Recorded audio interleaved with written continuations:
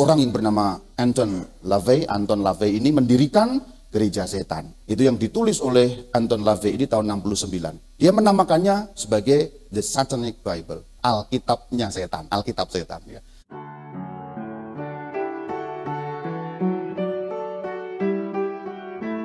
Nah, kita bicara mengenai satanisme. Kalau kita bicara mengenai satanisme, sebenarnya sudah berabad-abad sejak manusia ada itu sudah ada satanisme. Karena kejatuhan malaikat menjadi setan, mereka sebelum manusia ada. Setan itu ada sebelum manusia.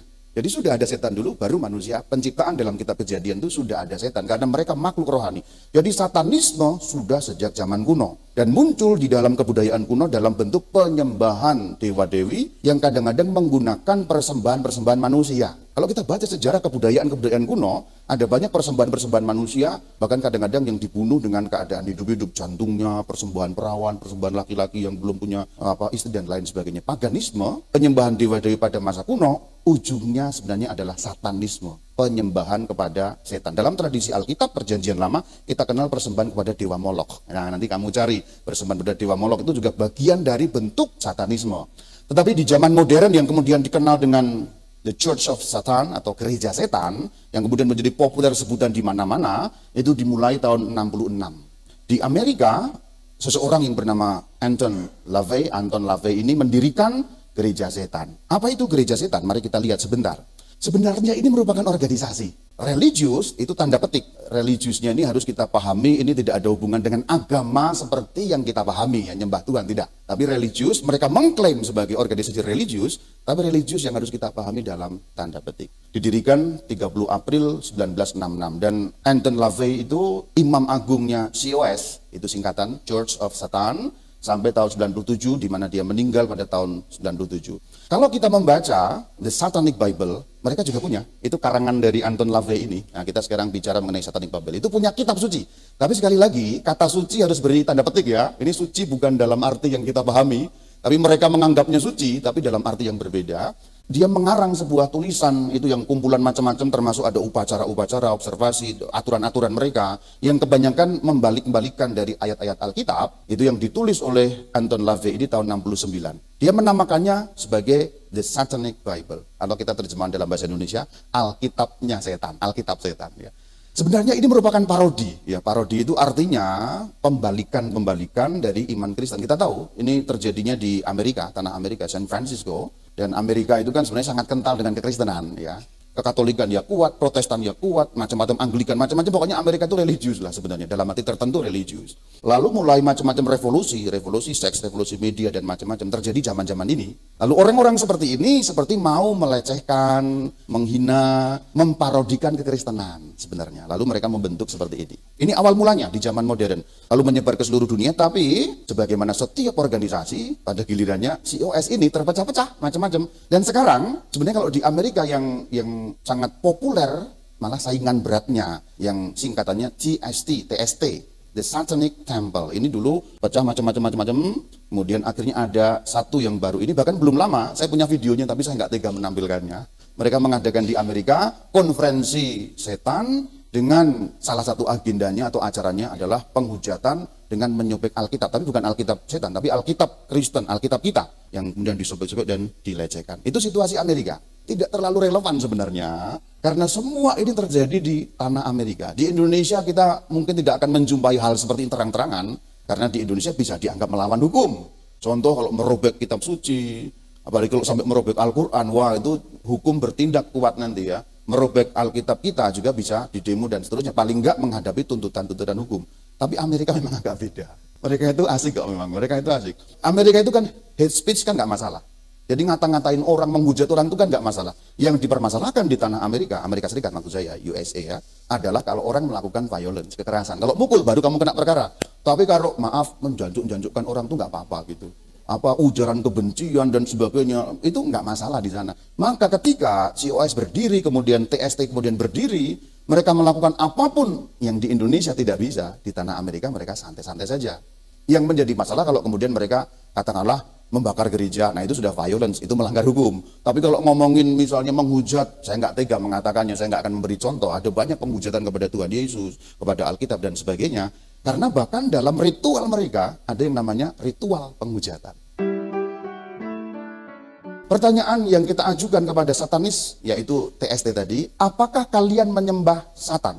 Kami tidak menyembah Satan, kami juga tidak percaya adanya Satan atau hal supernatural.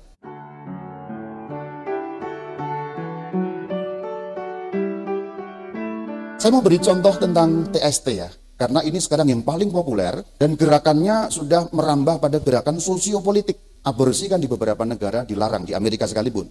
Nah, mereka berjuang supaya undang-undang diubah dan supaya aborsi dibolehkan. Membalik-balikkan hukum supaya sesuai dengan apa yang mereka mau. Kalau di Amerika sudah mengerikan sebenarnya ya. Kita di Indonesia agak lumayan. Karena seperti ini tentu secara tradisional terbentengi, kita masyarakat sebenarnya masih sangat tradisional kita ini ya. Mungkin secara sembunyi-sembunyi dan dianut di dalam pikiran-pikiran orang muda sekarang mungkin. Tapi untuk sampai organisasi dan terbuka dan legal, tampaknya masyarakat kita masih punya benteng yang cukup kuat secara sosial ya. Oke, kita pelajari. Apa yang saya katakan tentang TST tidak dari saya sendiri, tapi saya ambil sumber langsung. Jadi ini kata-kata mereka sendiri, bukan saya yang ngarang. Itu thesatanictemple.com dan seterusnya. Saya mulai dari about us tentang mereka. Jadi apa yang saya sampaikan sekarang adalah perkataan mereka sendiri tentang diri mereka. Misi mereka kalau kita lihat seperti tidak ada yang bertentangan dengan iman Kristen. Coba dibaca. Mendukung kebaikan dan empati. Oke, stop. Ini Kristiani nggak kira-kira? Kebaikan, empati itu Kristen banget kan? Jadi asiknya adalah misi mereka, kalau kita lihat sekilas tidak ada yang bertentangan apapun dengan apa yang kita yakini. Zaman sekarang yang repot adalah itu. Situasi yang tampaknya Kristen tapi bukan. Kalau dulu itu jelas, kamu ke dukun itu jelas, tanpa diajari, tanpa baca KGK, jelas. Tapi yang samar-samar namanya New Age contohnya, kayak Kristen gitu ya. Nggak apa-apa, kamu boleh tetap doa di gerejamu kok nggak apa-apa. Namanya New Age Movement. Ini tidak ada hubungan langsung dengan satanisme, tetapi maksud saya adalah, zaman now ini, kuasa gelap menggunakan cara tipuan yang abu-abu. Kalau dulu hitam putih, jahat, baik. Kalau sekarang enggak, baik. Putih, nggak apa-apa, ini nggak apa-apa, ini boleh kok pakai doa kamu, nggak apa-apa, sama, kita kepada Tuhan yang Maha Esa, boleh, tapi di dalamnya hati-hati. Nah itu yang sekarang banyak menyerang, itu New Age Movement. New Age itu cinta kasih, apa, segala macam yang kayaknya Kristiani. Yuk kita lanjutkan, ini yang mau saya tunjukkan yang kayaknya Kristiani. Nomor 2 sama-sama kita baca. Menolak otoritas sewenang-wenang. Kita diajari nggak untuk sewenang-wenang? Kan enggak. Jadi menolak yang sewenang-wenang kan berarti Kristen juga kan? Sama. Nomor 3, yuk kita baca.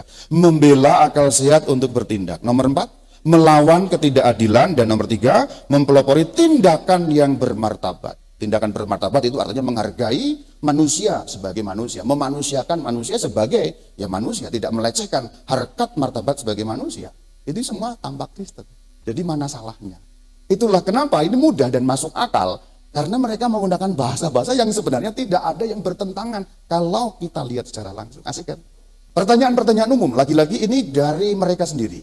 Pertanyaan yang kita ajukan kepada satanis, yaitu TST tadi, apakah kalian menyembah Satan? Kami tidak menyembah Satan, kami juga tidak percaya adanya Satan atau hal supernatural. Jadi asiknya adalah mereka mengakui tidak menyembah setan. Lucu kan? Gereja setan, the Satanic Temple, kuil setan, pokoknya satanisme, tapi mereka mengatakan kami tidak nyembah setan. Nomor 2 yang lebih lucu, kami tidak percaya setan itu ada. Bagi kami setan itu nonsens, omong kosong.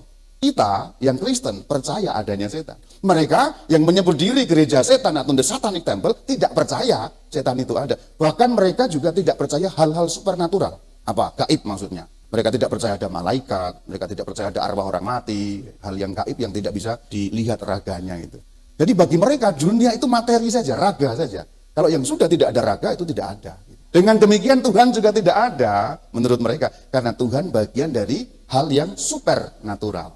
Sama-sama kita baca, TST itu the Satanic Temple. Oke, TST percaya bahwa agama dapat dan harus dipisahkan dari tahayul. Bagi mereka, agama itu tahayul. Jadi kepercayaan kepada sesuatu yang gaib itu tahayul. Tuhan itu tahayul. Jadi kata tahayul ini jangan dimaknai tahayul dalam versi Katolik ya. Kata-katanya sama tapi maknanya beda. Ini tahayul versi mereka. Bagi mereka, semua kepercayaan pada hal yang gaib adalah tahayul karena tidak bisa dibuktikan. Tuhan mana? Dibawa Tuhannya mana? Nggak bisa. Diukur pakai apa? Alatnya apa? Mikroskop. Nggak ada. Bagi mereka, semua hal yang gaib, mau Tuhan, mau malaikat, arwah orang mati, apapun setan termasuk, itu nonsens dan bagian dari tahayul yang harus dibuang. Untuk mereka kita ini lucu. Untuk mereka ya. Tadi nyanyi-nyanyi gitu. Terus yang disembah siapa katanya? Yesus. Yesusnya mana katanya? Nggak ada katanya. Nggak ada. Yesusnya hidupnya cuma 2000 tahun lalu, sudah nggak ada. Kira-kira begitu kalau versi mereka. Jadi itu yang dimaksud sebagai tahayul. Jangan heran, kita ini juga dianggap orang-orang yang menganut tahayul versi mereka. Kalau kita kadang-kadang menganggap orang lain tahayul, kita juga dianggap menganut tahayul. Tapi ini versi mereka. Jangan mengguncangkan imanmu ya. Kami tidak mempromosikan sebuah kepercayaan akan Satan yang personal. Bagi mereka setan itu tidak ada sosoknya. Personal itu begitu. Bagi kita orang Kristen, setan itu kan bersosok, ada pribadinya. Lalu apa maksudnya mereka menggunakan nama setan? Ini dijelaskan oleh mereka sendiri. Kenapa kok pakai nama gereja setan? Kenapa kok menggunakan nama kuil setan? Setan itu maksudnya apa bagi mereka? Ini penjelasan mereka sendiri atas arti kata setan bagi mereka. Yuk baca sama-sama. Menggunakan nama Satan artinya memilih pencarian rasional terlepas dari supernaturalisme dan tahayul yang berbasis pada. Jadi kamu itu keyakinanmu kuno. Kamu berbasis pada keyakinan 2000 tahun lalu. Ini kalau versi mereka. Tuhan itu tidak bisa dibuktikan. Maka lepas. Malaikat lepas. Setan lepas. Itu yang dimaksud. Harus lepas dari supernaturalisme. Nah ini mereka menyerang kekristenan secara langsung. Secara muka dengan muka. Karena bagi mereka kristenan nonsens. Tidak bisa punya bukti apapun bahwa Tuhan itu ada. Sekalipun kamu membuktikan, tidak mungkin ada buktinya, memang begitu. Bukti empiris ya. Tentu ini persoalannya lebih luas daripada hanya soal buktinya Tuhan ada. Bukti Tuhan itu ada secara filosofis ada. Tapi bukti adanya Tuhan secara empiris tidak ada. Empiris itu maksudnya bisa diteliti, dipegang, diraba, itu namanya empiris. Jadi Tuhan itu bisa dibuktikan apa tidak? Bisa. Tetapi secara filosofis. Tapi kalau secara empiris tidak bisa. Mereka yang dimaksud pencarian rasional itu empiris. Empirisisme. Selanjutnya, yuk sama-sama kita baca. Satanis harus aktif berkarya untuk mengasah pikiran kritis dan melatih agnostisisme yang masuk akal. Agnostik, itu maksudnya begini. Kan sekarang ini di kaum muda beberapa di Indonesia sudah mulai mengaku, saya ateis, saya agnostik. Kalau ateis itu tidak percaya Tuhan, simpelnya. Atheos, tidak Tuhan, atheos. Agnostik itu tidak tahu. Jadi orang yang mengaku agnostik maksudnya adalah, Tuhan ada apa enggak? Gak roh, emangnya gue pikirin. Nah gitu. Tuhan ada yang nggak pengaruh dalam hidupku, Tuhan tidak ada pun tidak pengaruh dalam hidupku. Itu namanya agnostik. EGP, kira-kira gitu. EGP, emangnya gue pikirin. Tuhan ada yang nggak masalah, Tuhan tidak ada ya tidak masalah. Tuhan kalaupun tidak ada, oke. Kalau Tuhan ada, ya tidak punya pengaruh dalam hidupku. Kira-kira begitu. Meskipun kadang-kadang orang-orang muda yang mengaku agnostik, nggak ngerti artinya apa. Tuhan tidak ada, saya agnostik. Lah kamu kalau begitu bukan agnostik sebenarnya. Gitu. Itu ateis. Nah, gitu. Kunci untuk memahami dunia bagi mereka itu dunia material. Perhatikan, ini kalimat mereka sendiri. Sama-sama kita baca bahasa Indonesianya. Keyakinan kami harus mudah menyesuaikan dengan paham ilmiah mutakhir terbaik tentang dunia material. Jangan pernah kembali. Maksudnya kembali memeluk, tadi itu yang dianggap tahayul-tahayul. Jadi bagi mereka semua itu material. Hanya bisa ditinjau dari sudut pandang material. Maka pendapatnya adalah materialisme. Materialisme itu maksudnya menolak segala yang gaib. Jadi kalau manusia mati kemana bagi mereka? Habis, tidak ada lagi. Karena manusia hanya materinya. Jadi nyawa tidak ada, jiwa tidak ada, roh tidak ada. Loh kalau begitu badan ini yang menghidupkan apa? Kalau nggak ada rohnya. Bagi mereka jawabannya gampang. Badan ini yang menghidupkan aliran darah. Aliran darah mendapatkan dari nutrisi makanan. Makanan memberikan pergerakan dalam darah lalu masuk kepada otak-otak memerintahkan. Memang ada jawabannya secara duniawi. Memang betul ada. Itu yang disebut paham dunia materialisme. Selanjutnya, apakah kalian mempromosikan kejahatan? Kita lihat jawaban mereka. Kami tidak mempromosikan kejahatan. TST memegang premis dasar bahwa membenarkan penderitaan adalah buruk dan bahwa mengurangi penderitaan itu baik. Coba perhatikan. Kalau kita lihat sekilas, kayak Kristen kan? Kami tidak mendukung kejahatan. Mempromosikan berarti mendukung. Justru kami ingin mengurangi penderitaan. Karena bagi kami, bagi para satanis, mengurangi penderitaan berarti kan nolong orang yang menderita baik. Membuat penderitaan, membuat orang lain menderita, buruk. Kira-kira isinya bagian ini Kristen apa enggak? Jadi yang sekarang membahayakan itu seperti saya ulang bagian awal. Bukan hitam putih, tetapi yang abu-abu itu yang sangat bahaya pada masa sekarang. Kadang ikut ini pernafasan. Gak apa-apa kok, ini gak ada gitu-gitunya. Ikut ini, ikut itu, meditasi ini, meditasi itu. Gak apa-apa kok, doanya tetap Bapa kami kok. Hati-hati. Karena meditasi yang bukan Katolik itu lain ceritanya. Katolik punya meditasi ya. Meditatio itu merupakan juga tradisi gereja Katolik, tapi versinya lain, sedikit menyimpang. Hanya saya untuk menegaskan, meditasi Katolik tujuannya mengisi, meditasi yang non Katolik tujuannya mengosongkan. Kalau kamu sudah kosong, yang masuk siapa? Kita bisa membahas lebih lanjut, lebih detail, tapi kira-kira begitu. Meditasi Katolik mengisi kita, mengisi dengan roh Yesus, dengan firman. Maka contohnya meditasi Katolik adalah doa Yesus. Yesus Kristus, Putra Allah yang hidup, kasihanilah aku orang berdosa ini. Atau mengucapkan nama Yesus, Yesus, Yesus, Tuhan, Yesus. Mengisi. Atau mengulang-ulang satu ayat. Kasih itu sabar, kasih itu sabar, kasih itu sabar, kasih itu sabar. Damai sejahtera bagi kamu. Jadi diisi firman. Meditasi yang lain berusaha mengosongkan diri kita dari apapun. Beda. Kalau sudah kosong, lalu kamu punya pintu masuk nyambung dengan omongan yang kemarin, ya. Lalu yang masuk bisa siapapun dan apapun dalam iman kita. Yang rumit adalah situasi yang dibungkus kayak kekristenan, dibungkus kayak firman, dibungkus kayak ada kasihnya, dibungkus kayak ada Yesusnya. Padahal bukan sama sekali. Yesus yang lain yang diwartakan. Kadang-kadang Tuhan yang lain yang diwartakan, atau malah bukan Tuhan, hanya merupakan bungkus dan tipuan. Ini bungkusnya semua kayak bagus. Selanjutnya kita baca. Kami tidak percaya akan kejahatan simbolik. Oke, ini filosofis, kita lewat saja. Nah, ini menarik sekali. Kami mengakui hujat adalah ungkapan yang sah atas kebebasan pribadi terhadap norma-norma tradisional yang... Jadi bagi mereka menghujat Yesus tidak masalah, menghujat Alkitab tidak masalah, ngentutin Alkitab tidak masalah, nginjek-injek Alkitab, nyobek Alkitab, itu semua hujat bagi mereka sah. Kenapa? Kebebasan pribadi. Ini khas Amerika, ini khas Amerika. Amerika itu menegaskan kebebasan pribadi, kebebasan individu. Ini khas sekali Amerika. Orang Eropa malah tidak terlalu seperti itu. Nah, ini kan omongan seperti ini kan datang dari Amerika, sehingga mereka punya latar belakang ya American Dreams dan lain-lain sebagainya itu. Kira-kira begitu ya. Lanjut. Apa makna setan bagi TST atau secara umum bagi orang-orang yang menganut satanisme? Satan itu simbol pemberontakan abadi, melawan otoritas sewenang-wenang, selalu membela kedaulatan pribadi, bahkan di hadapan kemustahilan yang amat sulit. Maksudnya kira-kira simpelnya adalah, bagi mereka yang menggunakan nama setan, gereja setan, nggak ada urusan dengan setan. Hanya diambil namanya sebagai simbol, lambang.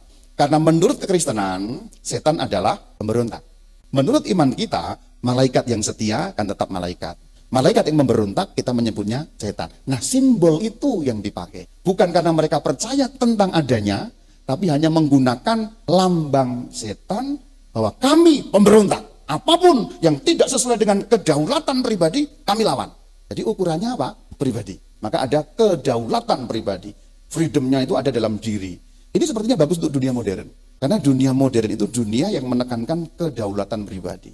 Jadi apa-apa yang pribadi, privacy, apa dan lain sebagainya itu. Pada dalam iman Kristen kita diajarkan ketundukan. Tunduklah pada Allah, lawan iblis, iblis akan lari. Jadi iman artinya kan ketundukan sebenarnya. Kalau kita beriman kepada Yesus Tuhan, kita menundukkan diri di bawah otoritas Tuhan Yesus. Nah, ini yang dibawa memang sepertinya asik ya. Dan kalau untuk masyarakat pada zaman sekarang yang berpikiran liberal, maju, hal seperti ini sangat memukau. Nilai-nilai kekristenan lalu menjadi tampak kuno. Contoh tadi, tunduklah. Ngapain tunduk? Kita punya kedaulatan, kan kira-kira begitu.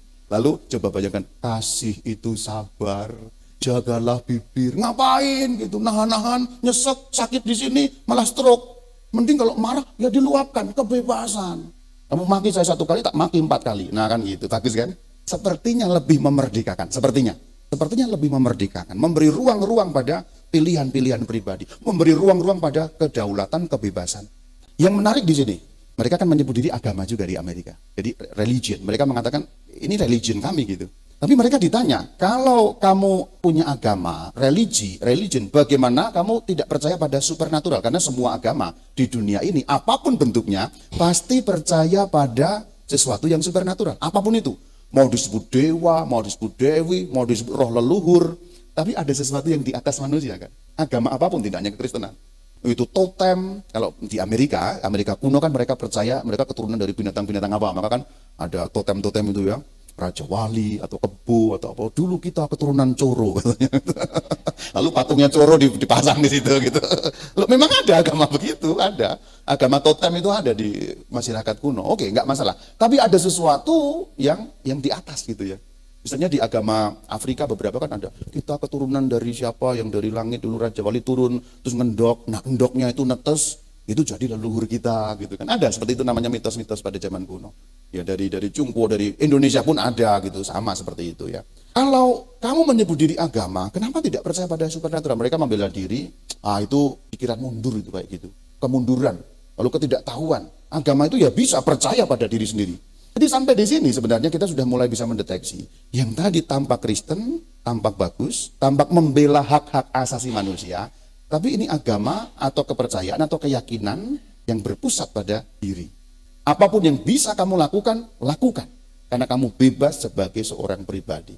Ngapain harus sabar? Ngapain harus ikut kitab suci yang mengatakan kasih itu sabar? Karena dasarnya kita pemarah, marahlah.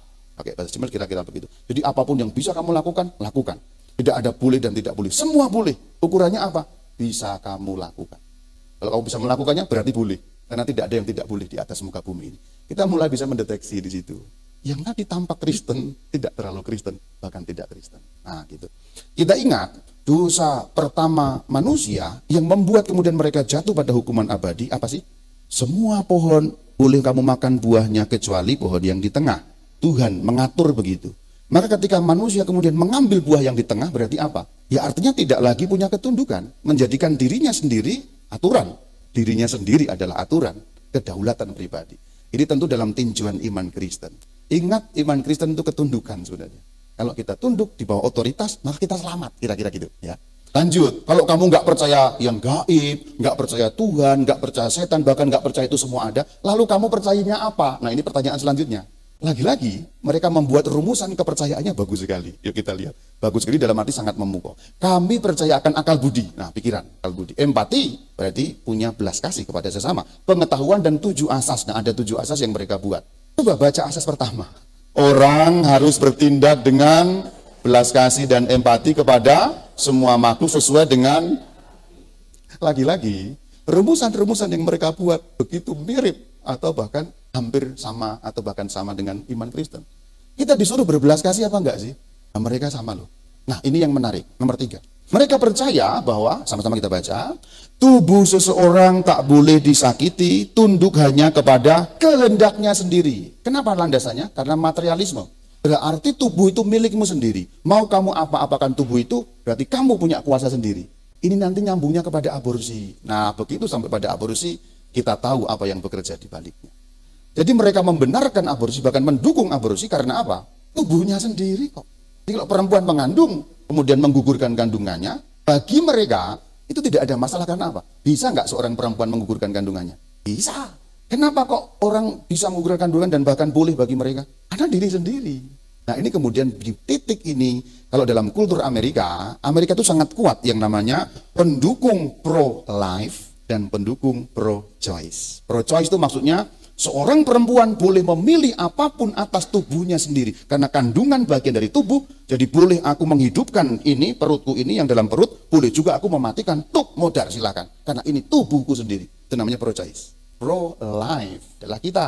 Gereja Katolik pendukung kuat pro-life di Amerika. Jadi ini nanti bagiannya dari politik masyarakat Amerika, pro-life dan pro-choice. Pro-life itu artinya tidak boleh ada janin yang dibunuh. Karena bagi ajaran iman Katolik, janin umur berapapun adalah manusia, bahkan dalam bentuknya yang sangat lemah. Kalau manusia yang lemah dalam hukum Kristen, haruslah dilindungi kan begitu. Karena bahkan untuk meminta tolong saja belum bisa. Kalau kita membunuh orang dewasa, Pak bunuh tuh tolong, masih bisa teriak minta tolong, masih bisa membela dirinya kalau dia punya ilmu bela diri, masih bisa ngibrit lari kabur. Nah dalam hukum Kristen ini manusia paling lemah. Itulah kenapa dalam iman kita seorang yang melakukan dosa aborsi ekskomunikasio, terekskomunikasi karena pembunuhan jauh lebih kejam daripada membunuh manusia dewasa. Perayaan otonomi tubuh, kebebasan seksual dan reproduksi. Tapi ingat ini hari rayanya satanis loh ini. Nah gitu.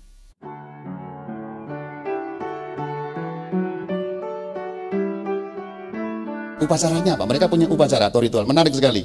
Nah ini, satu misa hitam. Mereka menggunakan istilah black mass, misa hitam. Kenapa istilah misa? Kok pakai gereja? Gerakan ini adalah gerakan untuk memparodikan iman Kristen. Jadi dibalik-balik gitu loh. Misa hitam itu maksudnya apa? Yuk sama-sama kita baca. Sebuah perayaan hujat yang dapat menjadi ungkapan kemerdekaan dan kebebasan pribadi. Maka tadi saya ceritakan, saya punya videonya di HP saya. Dalam konferensi setan itu, disobek-sobeklah kitab Injil atau Alkitabnya orang Kristen, dan itu merupakan bagian dari penghujatan. Kenapa kok kamu melakukan itu? Manusia bebas. Tabernakel kalau bisa ya mereka bisa saja misalnya melakukan sesuatu yang membuat melecehkan benda-benda suci, mecahin patung Bunda Maria. Hujat bagi mereka diberi tempat. Kenapa orang boleh menghujat? Karena bebas. Misa hitam, nomor 2, anbaptisme. Yuk sama-sama kita baca. Peserta melepaskan tahayul yang dipaksakan tanpa persetujuannya sewaktu bocah. Nah ini juga nyerang iman kita. Kenapa kamu baptis? Pemaksaan kehendak. Jadi sebenarnya kalau sekarang ada orang Katolik yang punya pendapat, jangan membaptis anak, nanti nunggu dewasa, biar dia milih sendiri. Karena membaptis anak berarti apa? Berarti melanggar kebebasan, dia sudah menganut paham dari, maaf, gereja setan. Itu yang dipopulerkan di Amerika memang itu. Jadi jangan membaptis, jangan itu karena melanggar kebebasan. Sebenarnya itu logikanya dapat dilawan dengan logika yang begitu simpel. Kalau membaptis dianggap melawan kebebasan, berarti memilihkan makanan untuk bayi juga melanggar kebebasan. Memberi dia selimut juga melanggar kebebasan. Memberi dia susu juga melanggar kebebasan. Kalau begitu harusnya bayi itu ditaruh di halaman, situ dikasih makanan dan apa biar milih sendiri. Modaros itu biar gitu. Ini kan sebenarnya pemahaman yang sepertinya benar tapi malah tidak rasional gitu. Kita membaptiskan anak, kita memilihkan apa yang baik untuk anak, baik yang material, yang menyusui, makanan, maupun yang spiritual kan gitu. Karena kita yakin sebagai seorang Katolik ada dimensi material, ada dimensi spiritual, dan itu kita berikan yang terbaik untuk anak, bukan? Jadi logika atau nalarnya kita rasional juga. Hanya mereka membalikkan itu melanggar hak asasi manusia. Ya tidak juga. Selanjutnya ritual perusakan. Wah ngeri juga ya. Oke ini merusak karena bebas ya. Misalnya nih dulunya ya orang Katolik yang punya patung. Wah ini tahayul-tahayul semua. Rusak. Dan merusaknya seringkali mereka demonstratif. Justru diperlihatkan atau malah disuting atau malah dipancarkan melalui YouTube dan lain sebagainya. Ini tahayul, Bunda Maria, pecah dan seterusnya. Karena apa? Bagi mereka perusakan itu merupakan lambang dari kebebasan pribadi. Itu membuat saya menderita, maka sekarang saya rusak. Terakhir pemberontakan. Selanjutnya dirayanya. Oke, yang menarik di sini adalah ini Lupercalia saya lewatkan. Tapi kalau kita baca juga baguslah ini Lupercalia ini. Perayaannya apa sih? Baca bagian kuning paling bawah. Perayaan otonomi tubuh, kebebasan seksual dan reproduksi. Jadi paham-paham mengenai kebebasan seksual itu juga mereka rayakan. Kenapa sih?